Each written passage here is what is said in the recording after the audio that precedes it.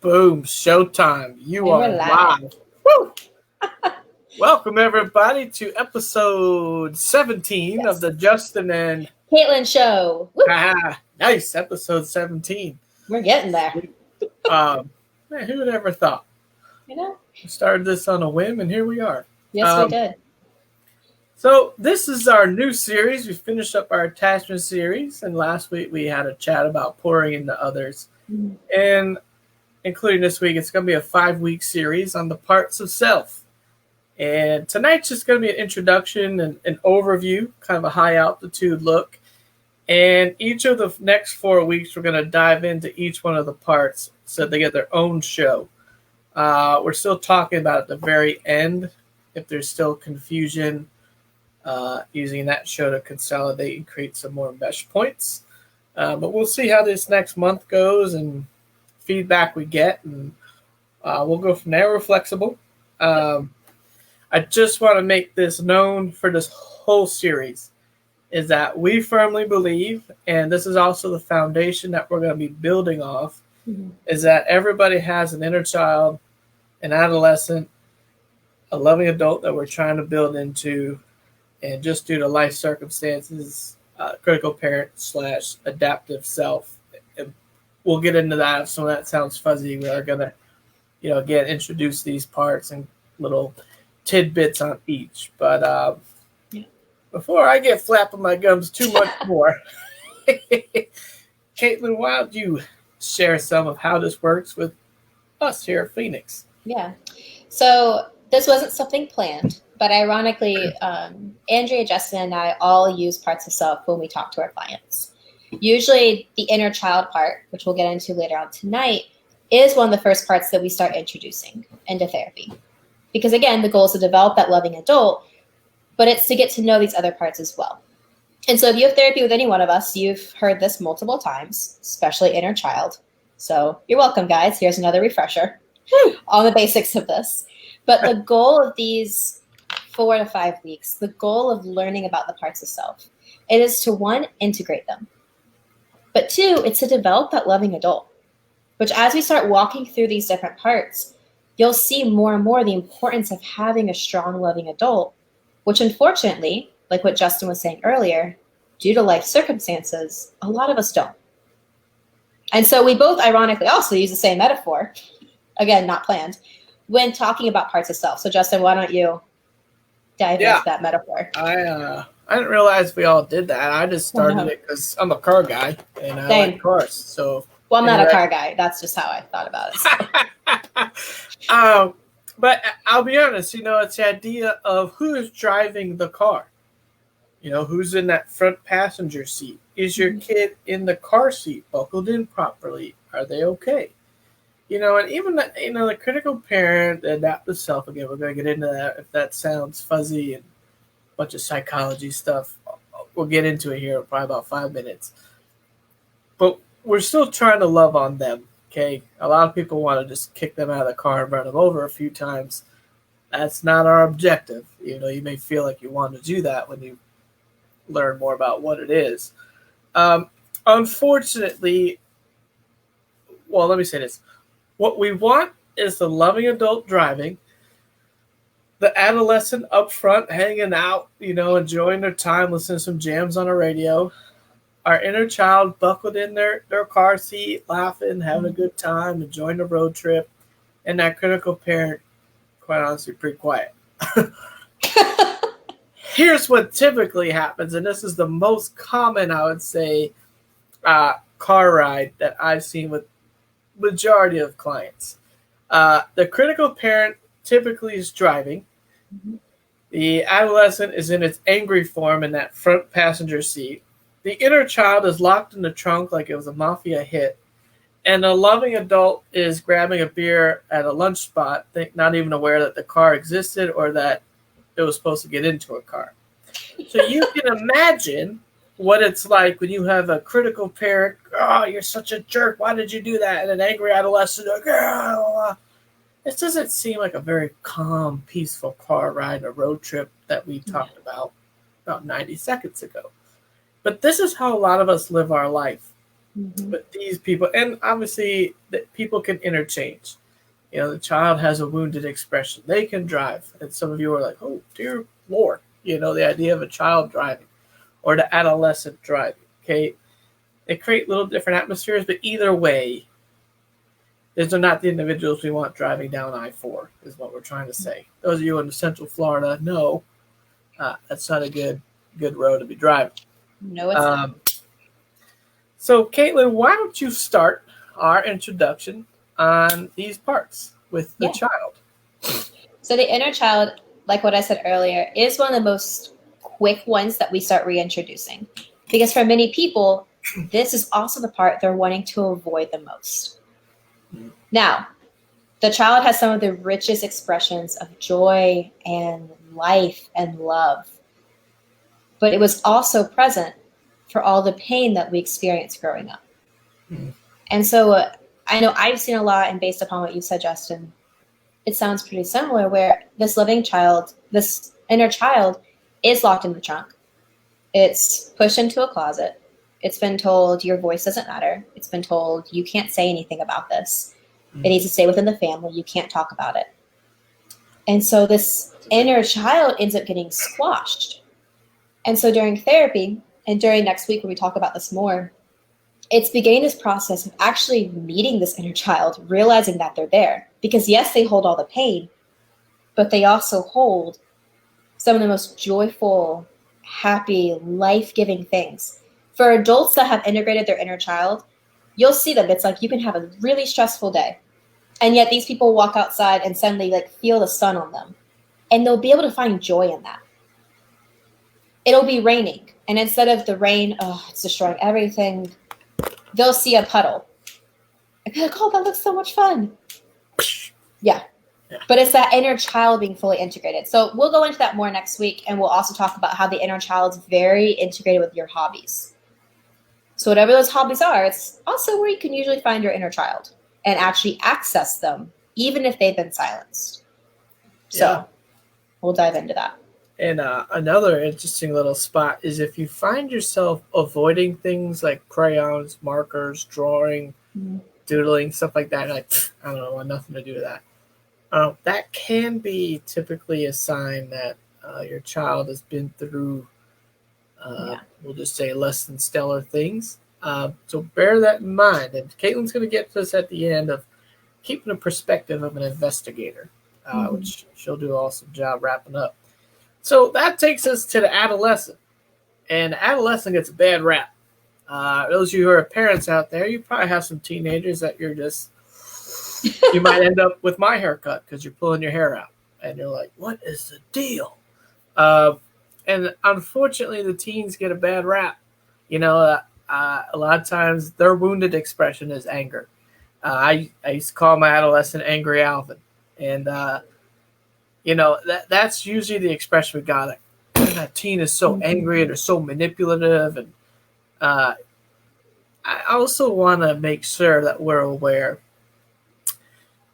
the teen part of us, the adolescent part, is super helpful, especially for when you get to the late parts of therapy, what we call the working phase, where we've worked through a lot of the trauma, the hard stuff. We've now gained a really good amount of awareness. We're starting to walk that out. But when we're starting to walk out the new story, which is, it's just hard, I'm not going to lie to you, it's a difficult thing to do. The adolescent is clutch, because think about an adolescent. They're risk takers, and sometimes that gets them in trouble. But again, they're risk takers. They're willing to try and fail. They got this energy about them with new things. It's like, yes, I'm going to go do it. And that, I'll be honest, that is super helpful when you're writing your new story, because it is uncharted territory. It is new. It's scary. When you have lived your life a certain way for 30 years, you've realized the unhealthy things because you're in therapy. Yep. And you're like, wow, there's new behaviors, new actions, and all this I can take. It's still scary as all heck, even if you realize the way you've been living isn't the healthiest. It doesn't make it easy to switch. But having your adolescent hanging out with you, even the slightest bit, can give you the energy that kind of can do. I want to try. I want to risk. Again, remember our attachment series. Go back to it. The earned secure attachment. It's about having people around you that you trust and you feel loved because it allows you to risk. These are very vital in, especially this late stage of therapy, but really along the whole therapy journey. The critical parent here, if I start talking slower, it's really because I need to keep it straight in my head, not that I think that anybody out there, is dumb or something. The critical parent, it does get a little complex. The critical parent and child they're pretty deep. The critical parent is what we would call the adaptive self. You might hear it called the false self. You may hear it called a shadow self. All just interchangeable terms here. Just for what we're doing, we're going to use adaptive self. So when we are conceived, we're in our mom's belly. We kind of have a way that when we're born of just how our personality, how we're going to engage the world. And then as we've gone on, we've had to chip away parts of our personality because they weren't accepted. You heard us talk about in prior episodes about splitting, fragmentating. Let's say I was really into football, but everybody in my family's like, oh, they're just a bunch of jock meatheads. That's a stupid sport. Well, obviously, as a kid, I'm going to be like, okay, I'm trying to be accepted. I'm trying to be loved by my family. So if football is not accepted, I'll go play baseball or whatever is more accepted. But that part of us gets chopped away. Yeah. And that's a very rudimentary idea. A lot of it's our personality, where we're not allowed to, Caitlin said, speak. We can't share our emotions. We're shut down. Maybe we're an emotional person, but we're told we're too much. So what happens is an adaptive self is created, and that's the self that gets us into surviving our childhood. And that's the part that it's a very tough transition to get them out of the driver's seat, because they honestly feel, this adaptive self feels, and it is true, that they protected us. They got us to be age 30. But there does come a point where they need to just be moved over and say, okay, we can take it from here. These behaviors we don't need anymore. We can be ourselves. We're in an environment where we can be us. I can be myself, and it's cool.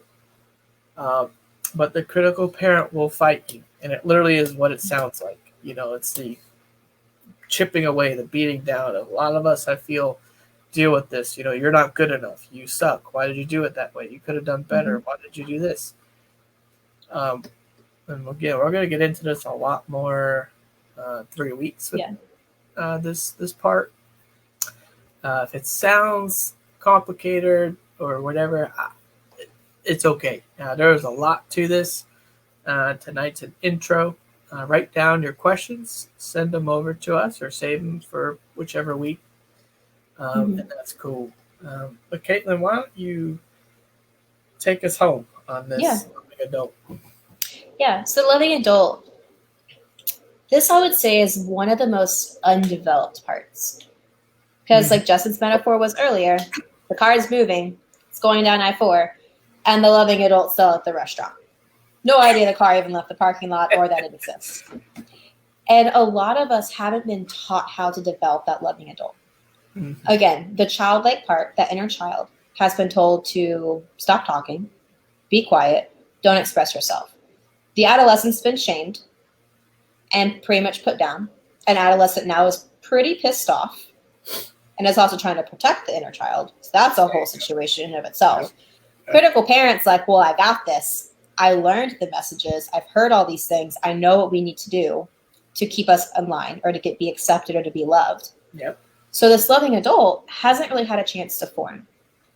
And so as we go about the therapeutic process, it's having that loving adult actually have the chance to start developing.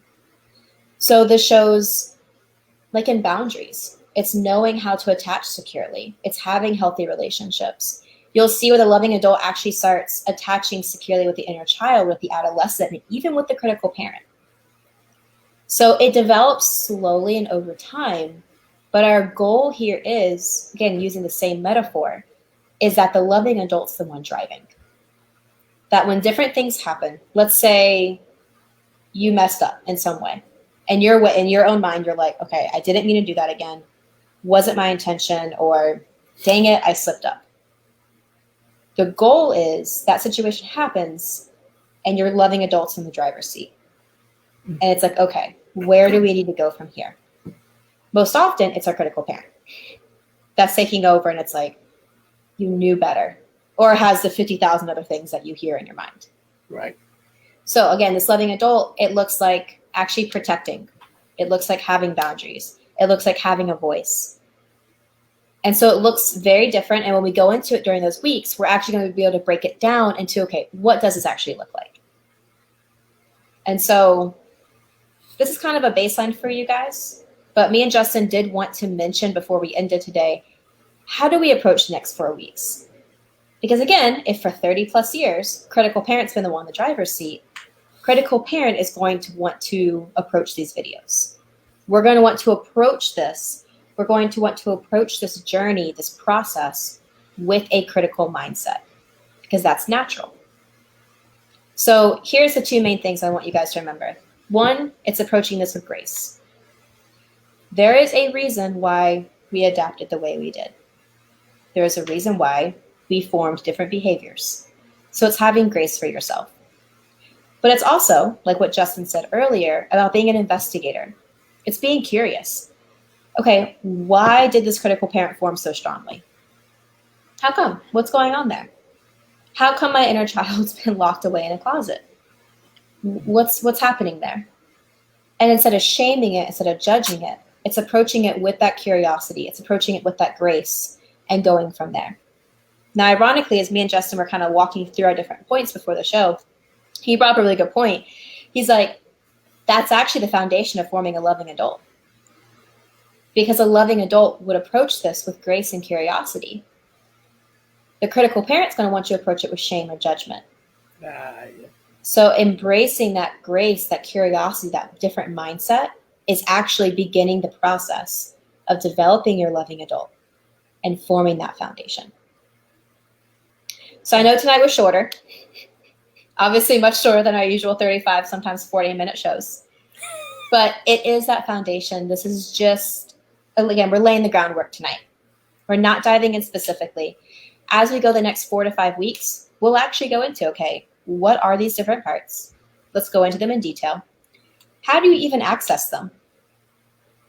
Like, what happens when you're like, yeah, no, my inner child, they're not there. Critical parents, though, let me tell you, but inner child, no. So how do you even access that part? How do you access it when your adolescent is rightfully furious? How do you rein that in? How do we deal with that? How do we handle that? So that's what we're really going to dive into in the next 4 weeks. Yeah. And we kind of knew tonight was going to be shorter, probably in the neighborhood of 20 minutes. We're kind of on that right now. And if you're kind of wondering, like, to what Caitlin was saying, why would a critical parent fire up really hard, especially these next few weeks? I liken it to the effects of, if you know you're being fired or about to be fired, we don't tend to react to that well, be honest. You know, I mean, you worry about your livelihood, you worry about family, food, honest issues. Surviving. Bills, exactly. And that's basically what's happening here is a critical parent is getting fired. And they don't want to. They're fighting to stay in control and in their spot. So in that, they're going to try and destroy and wreck a lot of the new stuff. Just be aware of that, like Caitlin said. You know, really take on that role this next month of the detective, the investigator. And instead of beating yourself up, be inclined to say, why? Or how did I get there? How did I get here? What could have happened? And a lot of it could be guessing, and that's totally cool, but you're thinking. And when you're starting to think about these things, you are literally in the earliest of early phases of integrating these little parts, these big parts. So that's what we got this week. Episode 17 is a shorty. I'm sure we will more than make up for it, but probably next week's show, to be honest. Child is it's probably going to be a longer one than usual. The child is heavy duty, Yes. but it's a necessary part of the journey. And it's a fun part, too, when he or she's integrated. So that'll do it. Episode 17 of the Justin and Caitlin show. Woo! Do it. That's it. Oh. I can't when you put me on the spot. Okay, bye, guys. Bye. Bye. What? It's natural.